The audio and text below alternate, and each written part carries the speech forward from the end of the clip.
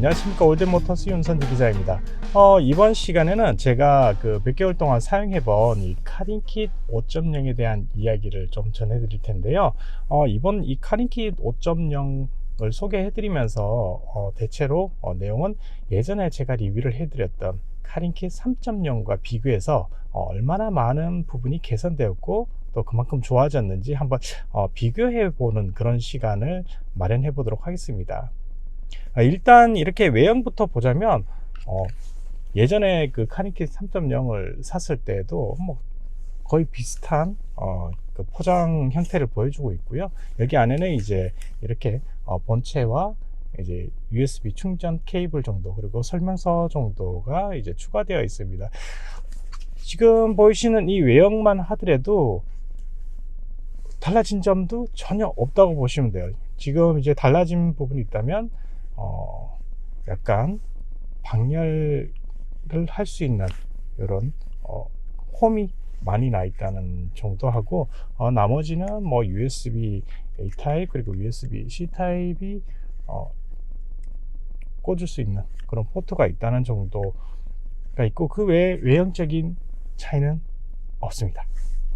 제가 예전에 그 카린킷 3.0을 리뷰할 때는 이제 카린킷 3.0을 계속 사용하면서 어떻게든 그 만족도를 높이기 위해 가지고 여러 가지 방법으로 단점을 개선해 가면서 사용하고 있었는데요. 중간에 저도 이제 안드로이드 올인원 제품을 바꾸면서 그 안드로이드 올인원 제품에 자체적으로 무선으로 애플 카플레이나 안드로이드 오토 같은 그 기능을 쓸 수 있도록 되어 있어서 한동안은 이런 카린킷 제품 같은 어댑터 제품을 사용 안 하고도 애플 카플레이를 잘 즐길 수 있었습니다. 그런데 이 제품 또한 문제가 있더라고요. 그 문제에 대해서는 나중에 차근히 설명을 해드릴 텐데, 바로 그 접속 속도에 관련된 문제였습니다. 이건 와이파이 속도하고 직결되는 문제라 조금 있다가 카린킷 3.0과 5.0을 비교해 드리면서 한번 설명해 드리도록 하겠습니다. 그럼 일단 그 카린킷 3.0을 쓸 때 그 가장 큰 단점으로 여겨졌던 그 단점 3가지 정도를 추려 볼 수가 있는데요. 우선 첫 번째로는 전압이나 전류가 불안정했다는 것입니다. 그래서 잘 작동하다가도 조금 열을 받거나 아니면 어떤 문제가 생기거나 하면 목통이 된다든가 다시 꺼져서 리부팅이 된다든가 하는 그런 불편한 점이 있었는데요. 그래서 제가 만든 영상 중에 이제 Y 케이블을 이용해서 전류를 조금 더 공급을 받아서 안정적이게 운영할 수 있는 방법을 소개해 드린 것도 있습니다. 이 방법이 생각보다 많은 분들께서 응용을 해 보시고 괜찮다라는 그 피드백을 주시기도 하셨거든요. 이처럼 이제 알리에서 이제 판매되는 중국산 제품들 중에는 이제 저가를 형성하고 있는 이런 제품들 중에 전류나 전압 쪽에 좀 불안정한 경우들이 많았습니다. 하지만 Y 케이블로 개선해서 사용할 수도 있었지만, Y 케이블처럼 이제 선을 2번을 연결해야 되는 그런 번거로움도 있고, 또 이제 발열에 대한 문제도 계속 신경 쓰이게 되더라고요. 그리고 두 번째로 문제시되는 게 카린킷 3.0까지는 와이파이가 2.4GHz만 지원이 되었습니다. 그러다 보니 한참 이렇게 데이터 전송량이 많거나 할 때 그럴 때 갑자기 느려지거나 하는 그런 부분들이 없지 않아 있었어요. 그래서 딜레이가 생겨서 이제 내비게이션도 이제 정보를 주고받는 데 있어서 속도가 느려서 탈출해야 되는 어떤 지점에서 늦게 이렇게 내비를 알려주거나 아니면 뭐 지연되는 그런 문제점도 있었습니다. 세 번째 문제는 이거는 뭐 사람마다 다를 수가 있었는데, 카린킷 3.0 같은 경우에도 이제 부팅될 때 접속되어 가지고 온전하게 사용할 수 있는 그 상태가 될 때까지 부팅 속도라고 해야 될까요? 그 속도가 굉장히 느리다는 걸 체감할 수가 있었습니다. 물론 한 40초에서 한 1분 정도 되는 시간이 단 예열 정도 시키고 출발한다는 것으로 생각하면은 그렇게 뭐 길다고 느껴질 수도 있지 않은데, 요즘 나오는 차량들의 그 카 인포테인먼트 시스템이라고 할까요? 안드로이드 시스템이나 다른 내비게이션 시스템들이 워낙 빠르게 부팅되다 보니까 거기에 비교해서는 좀 느릴 수도 있고, 또 저희가 좀 급하게 조작을 해야 되는 경우들이 생기잖아요. 그럴 때도 좀 느리게 움직인다는 생각을 할 수 있습니다. 그렇기 때문에 좀 답답함을 느끼게 될 수도 있죠. 이 카리킷 5.0 제품을 구입할 때에도 사실 제가 가지고 있는 이 안드로이드 올인원 제품에 그 와이파이 속도가 조금 느린 것 같아서 그래서 어쩔 수 없이 이 제품을 또 한번 구입하게 되었습니다. 제가 가지고 있었던 이 안드로이드 올인원 제품 같은 경우도 다른 건 다 좋은데 무선으로 연결됐던 애플 카플레이가 어느 순간부터 조금씩 느려지기 시작하면서 접속에도 좀 불안정한 그런 면을 보이기 시작했거든요.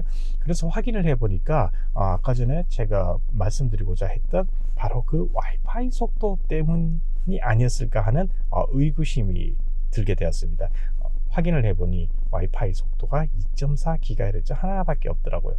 그에 비해서 이제 와이파이 속도가 이제 카리킷 4.0 이후, 카리킷 5.0, 이제 4.0 이후 5.0 여기까지 와이파이를 2.4GHz와 5GHz를 지원해 주면서 안정적인 그 데이터 전송 속도라고 할까요? 그리고 끊김 같은 게 줄어들게 되었거든요. 그래서 그것도 조금 이따가 다시 좀 더 부가적으로 설명을 해드리고, 카리킷 3.0에서 불편하게 여겨졌던 그런 부분 중에 하나, 이제 전압과 전류의 안정성에 관한 문제가 지금 제가 카리킷 이 5.0을 사용하면서 지금 8, 9, 10, 11, 12 그러니까 한 3, 4개월 정도를 꾸준히 사용하고 있었는데, 한번 설치하고 지금까지 운행 중에 꺼지거나 뭐 발열 때문에 문제가 되거나 어떤 그런 전류나 전압에 관련된 문제가 된 적은 없었습니다.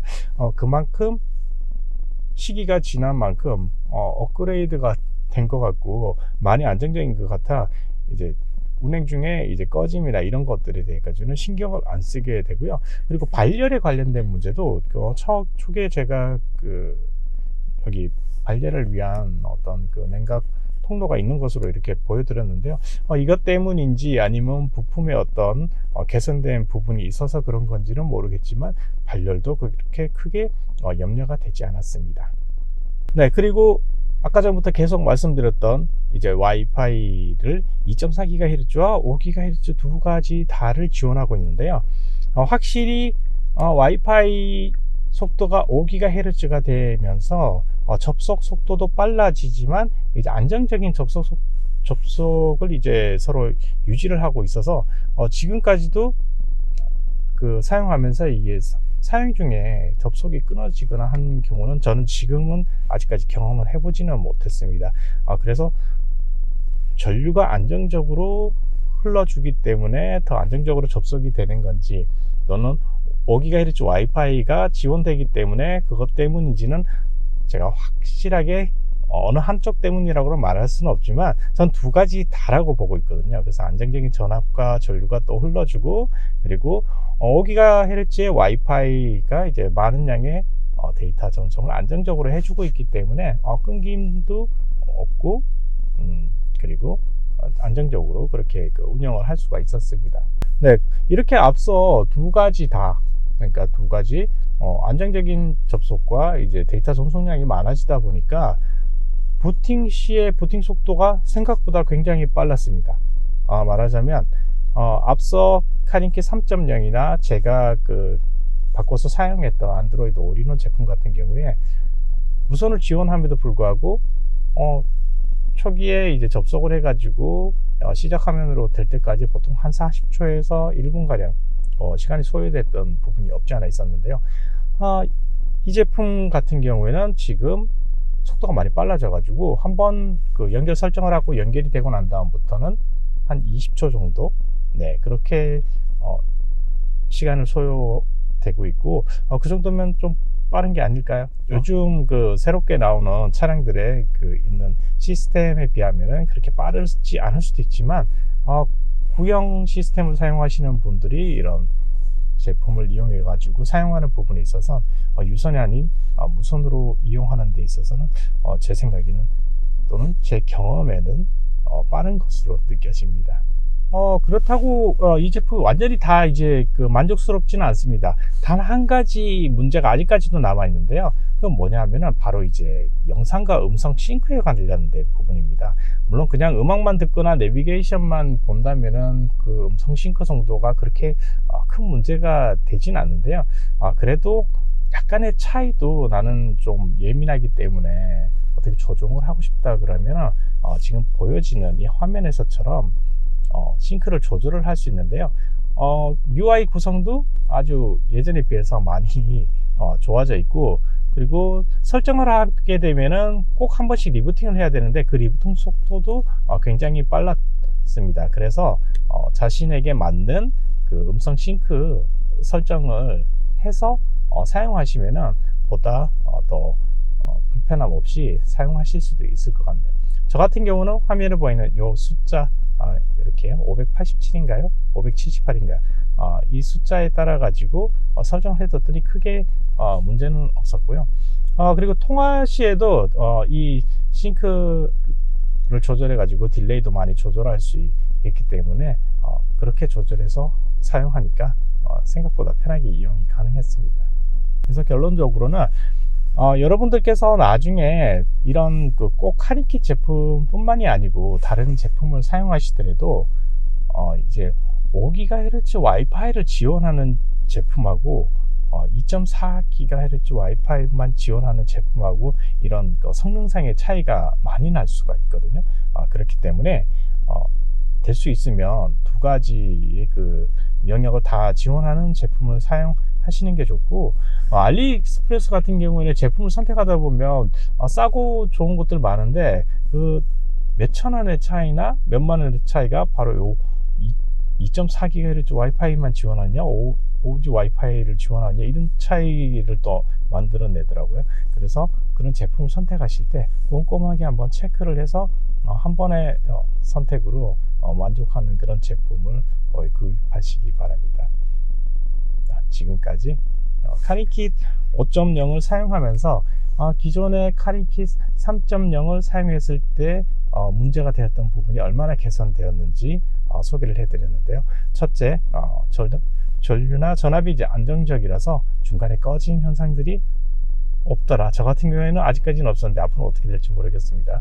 그리고 두 번째, 2.4GHz 와이파이를 이용하는 것보다 확실히 5GHz 와이파이를 지원해서 그걸 이용하는 게 데이터 전송 속도나 여러 가지 그 접속의 안정성을 높여줬고요. 그리고 부팅 속도도 빨라졌다는 점, 이런 차이점이 있었다는 것 알려드리고자 합니다.